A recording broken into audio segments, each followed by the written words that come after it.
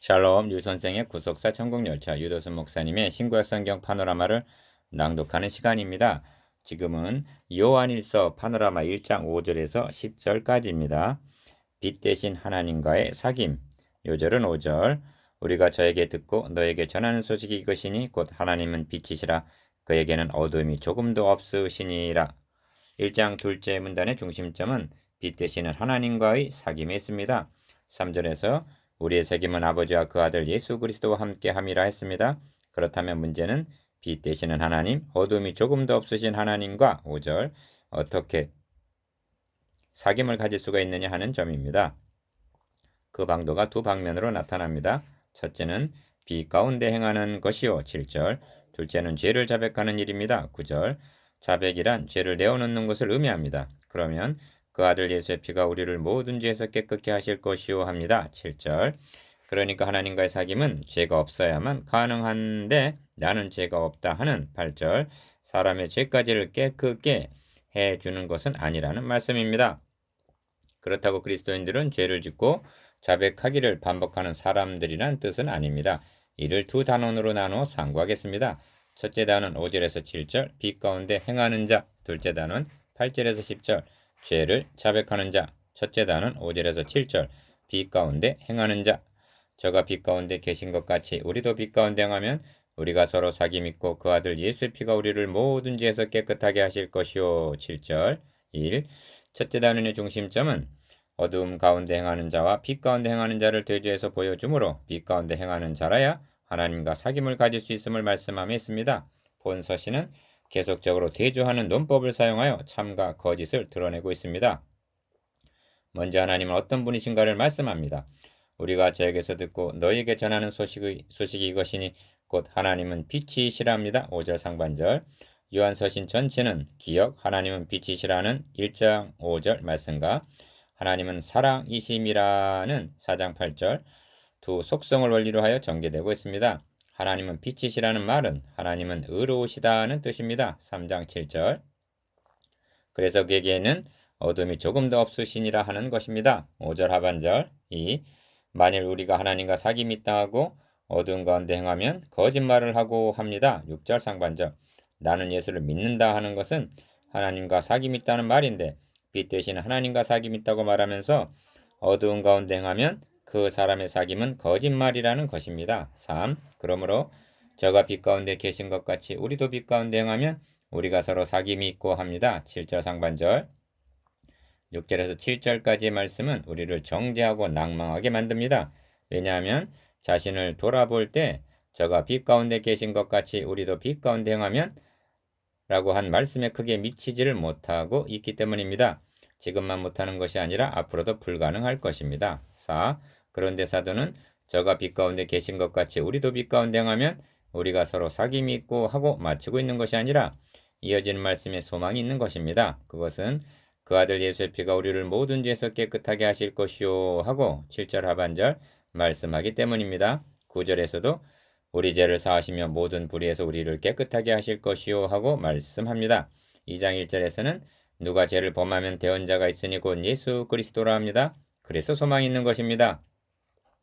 모든 죄에서 깨끗하게 하실 것이요. 1. 이제 말씀한 의도는 분명해졌습니다. 기억. 우리도 빛 가운데 행한다는 뜻은 죄가 전혀 없는 완전을 의미하는 것이 아닙니다. 만일 완전을 의미하는 것이라면 우리를 모든 죄에서 깨끗하게 하실 것이요 하고 말씀할 필요도 없고 말씀하지도 않았을 것입니다. 니은 하나님과의 사귐 즉 화목은 우리의 의로 가능해지는 것이 아닙니다. 2장 2절을 보십시오. 저는 우리 죄를 위한 화목 제물이니 합니다. 4장 10절에서도 오직 하나님 우리를 사랑하사 우리 죄를 위하여 화목 제물로 그 아들을 보내셨음이니라 말씀합니다. 2. 어두운 가운데 행한다는 것이 무엇을 의미하는가? 첫째는 빛으로 오신 그리스도를 믿지 않는 것이 어두운 가운데 행하는 것입니다. 사도 요한은 복음서를 통해서 증거하기를 예수께서 또 일러 가라사대 나는 세상의 빛이니 나를 따르는 자는 어두움에 다니지 아니하고 생명의 빛을 얻으리라 하셨고 요한복음 8장 12절 또 말씀하시기를 나는 빛으로 세상에 왔나니 무릇 나를 믿는 자로 어두움에 거하지 않게 하려 함이로라 말씀하셨습니다. 요한복음 12장 46절 빛 되시는 그리스도로 영접하는 자는 빛의 아들입니다. 데살로니가전서 5장 5절. 사도는 예수께서 그리스도이심을 부인하는 자 2장 22절 곧 그리스도께서 죽으시고 다시 사심으로 이루신 구속사역을 부인하는 영지주의자들을 염두에 두고 이 편지를 쓰고 있습니다. 3. 둘째는 빛의 자녀들은 빛 되시는 아버지를 본받기를 사모하는 자들이라는 점입니다. 에베소서 5장 1절. 영지주의자들은 진리에서만 잘못된 것이 아니라 윤리에서도 도덕 폐기론자들이 되고 말았습니다. 그들은 진리적으로 어두움에 행했고 윤리적으로도 어두움에 행함으로 그들이 내세우는 하나님과의 사귐이 거짓말임이 드러났다는 것입니다. 오늘날도 빛의 자녀와 어둠의 자녀 두 부류의 사람들이 있습니다. 문제는 불신자가 아니라 그리스도인이라는 우리는 빛 가운데 행하기를 열망하고 있는가 하는 점입니다. 기억, 복음 진리를 듣지 못해서 영적으로 어둠에 행하고 니은 그리하여 윤리적으로도 어둠에 행함으로 하나님과 사귐이 있다는 말이 거짓말이라 한다면 늙은이의 완고함이라 말할 것인가? 빛으로 오신 그리스도를 영접하고 빛 가운데 행하는 것, 이것이 빛 되시는 하나님과 사귐을 계속하는 비결입니다. 둘째 단은 8절에서 10절 죄를 자백하는 자. 만일 우리가 우리 죄를 자백하면 저는 미쁘시고 의로우사 우리 죄를 사하시며 모든 불의에서 우리를 깨끗게 하실 것이요. 9절 1. 둘째 단의 중심점은 죄를 숨기는 자와 자백하는 자를 대조해서 보여줌에 있습니다.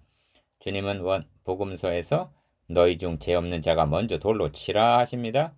요한복음 8장 7절. 이는 모든 사람이 다 죄인이라는 말씀입니다. 본문에서도 만일 우리가 죄 없다면 스스로 속이는 것이라 합니다. 8절 상반절.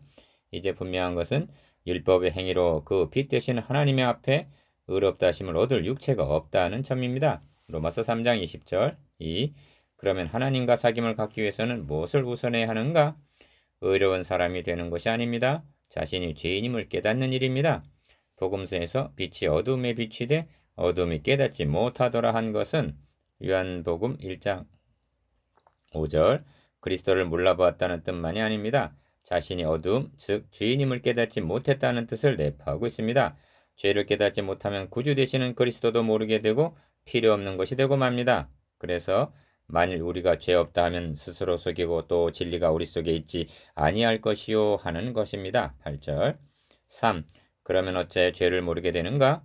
죄는 사악한 것만이 아니라 기억, 우리를 기만합니다. 즉 속이고 있다는 말입니다. 이를 절감한 사람이 바울입니다. 바울은 흠이 없는 자로 자부하던 자입니다. 왜 그런가? 죄에게 속았기 때문입니다. 죄가 기회를 타서 계명으로 말미암아 나를 속이고 그것으로 나를 죽였는지라 합니다. 로마서 7장 11절. 죄는 우리 속에서 죽은 척 하고 있다는 것입니다.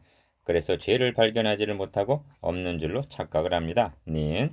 그러면 죄의 정체를 폭로하는 것이 무엇인가? 복음의 빛 외에는 달리는 없습니다.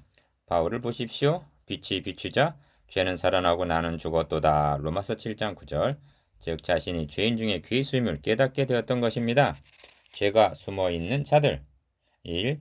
여기 중요한 요점이 있습니다. 어찌하여 죄인임을 절감하지를 못하게 되는가?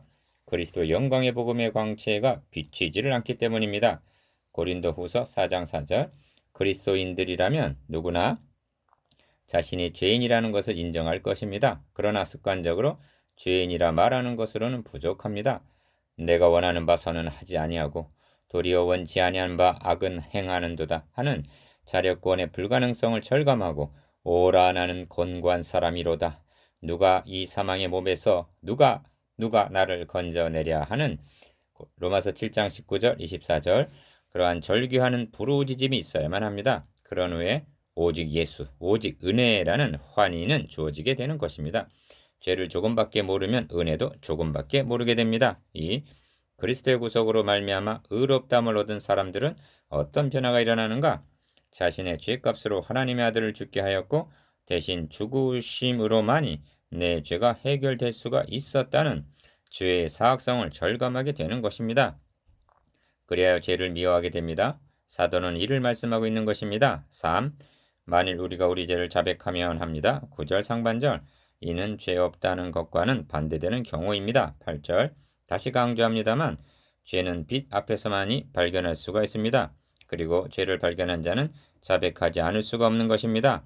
죄를 하나님 앞에 토설하면 기억, 저는 미쁘시고 합니다. 미쁘심이란 내가 그들의 죄악을 사하고 다시는 그 죄를 기억치 아니하리라 하신 예레미야 31장 34절 약속을 지켜주신다는 뜻입니다. 니은 의로우사 합니다. 9절 중반절 이는 우리 죄를 용서하시되 그냥 하신 것이 아니라 자기 아들의 대속을 통하여 사하여 주심을 나타냅니다.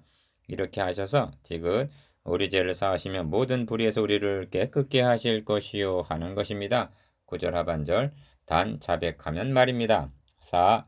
이렇게 함으로 빛 되시는 하나님과의 사귐을 지속해 나갈 수가 있게 된다는 말씀입니다. 그런데 만일 우리가 범죄하지 아니하였다 10절 상반절 즉 죄 없다고 말하면 우리의 자력권의 불가능성을 아시고 자기 아들 우리 죄를 위한 화목제물로 내어주신 하나님이 어떻게 되는가? 기억 하나님을 거짓말하는 자로 만드는 것이라 합니다. 니은 또한 그의 말씀이 우리 속에 있지 아니하리라 합니다. 10절 하반절 8절에서는 진리가 우리 속에 있지 아니하다 하고 10절에서는 말씀이 우리 속에 있지 아니하다 합니다. 무슨 뜻인가?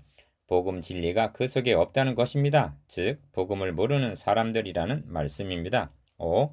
오늘날도 진리가 그의 속에 있지 아니하고 말씀이 그의 속에 있지 아니하여 어두움 가운데 행하면서 하나님과 사귐이 있다고 거짓말하는 그리스도인들은 많이 있습니다.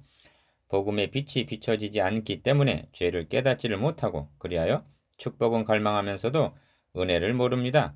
이렇게 된 원인은 영지주의자들 때문이 아닙니다. 아버지와 함께 계시다가 나타난 생명의 말씀을 전해주지 않은 설교자들 때문입니다. 이웃 묵상해 보겠습니다. 기억, 진리가 속에 있지 않다는 것과 어둠에 행하는 것에 대해서 니은 죄가 숨어있는 경우와 자백하는 경우에 대해서 디귿 빛 되시는 하나님과 사귐을 계속하는 비결에 대해서